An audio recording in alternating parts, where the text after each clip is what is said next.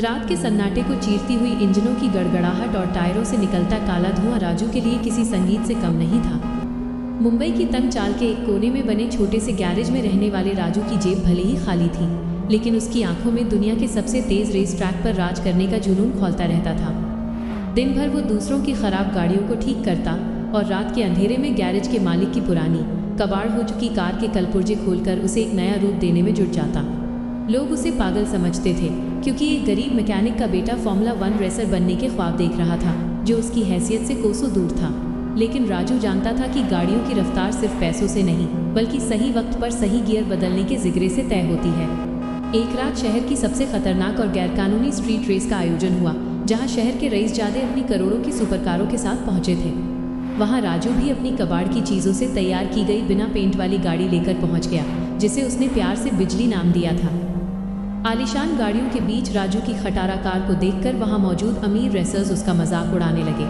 Race के आयोजक और शहर के सबसे घमंडी रईस रेसर कबीर ने हंसते हुए राजू से कहा कि ये रेस ट्रैक है, कोई कबाड़ खाना नहीं। राजू ने उसकी बात का कोई जवाब नहीं दिया। उसने बस खामोशी से अपनी गाड़ी का स्टीयरिंग थाम लिया और उसकी नज़रें स्टार्टिंग लाइट पर टिक गईं। जैसे ही रेड लाइट ग्रीन में बदली, एक जोरदार धमाके के साथ सारी गाड़ियां हवा से बातें करने लगीं। शुरुआत में कबीर और बाकी रेसर्स अपनी अत्याधुनिक गाड़ियों की बदौलत राजू से काफ़ी आगे निकल गए।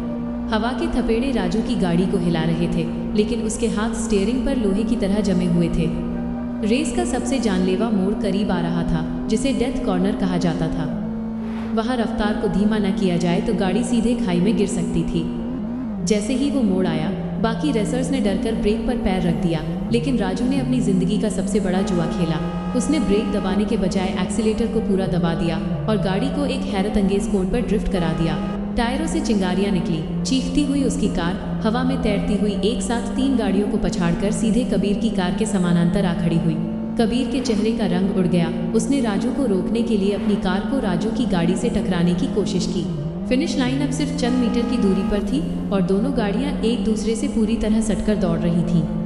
राजू ने देखा कि उसकी गाड़ी का इंजन ओवरहीट होकर जवाब देने वाला है, लेकिन उसने हार नहीं मानी। उसने गैरेज में महीनों की मेहनत से तैयार किया हुआ अपना सीक्रेट नाइट्रो बूस्ट का बटन दबा दिया। एक पल के लिए ऐसा लगा जैसे बिजली में कोई आसमानी ताकत आ गई हो। इंजन ने एक भयानक गर्जना की और राजू की गाड़ी कबीर की कार को पीछे छोड़ते हुए बिजली की कौंध की तरह फिनिश लाइन के पार निकल गई। उस एक पल ने राजू की तकदीर को हमेशा के लिए बदल दिया। वहां मौजूद एक इंटरनेशनल रेसिंग टीम के स्काउट ने राजू के इस हैरतअंगेज हुनर को देख लिया था और उसने तुरंत राजू को अपनी टीम का मुख्य रेसर बनाने का कॉन्ट्रैक्ट ऑफर कर दिया। इसके बाद राजू ने कभी पीछे मुड़कर नहीं देखा। कबाड़ के गैरेज से शुरू हुआ उसका सफ़र इंटरनेशनल रेस ट्रैक्स तक जा पहुंचा, जहां उसने दुनिया के बड़े बड़े रेसर्स को धूल चटा दी।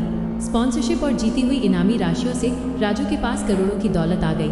उसने शहर के सबसे महंगे इलाके में एक आलीशान आशियाना बनाया और दुनिया की सबसे नायाब कारों का मालिक बन गया। लेकिन रईस बनने के बाद भी वह अपनी जड़ों को नहीं भूला। उसने उसी स्लम एरिया में देश की सबसे बड़ी और मुफ्त रेसिंग एकेडमी खोली, ताकि सड़क किनारे कबाड़ चमकाने वाले किसी और गरीब लड़के को अपनी रफ्तार का सपना पूरा करने के लिए भूखा न मरना पड़े।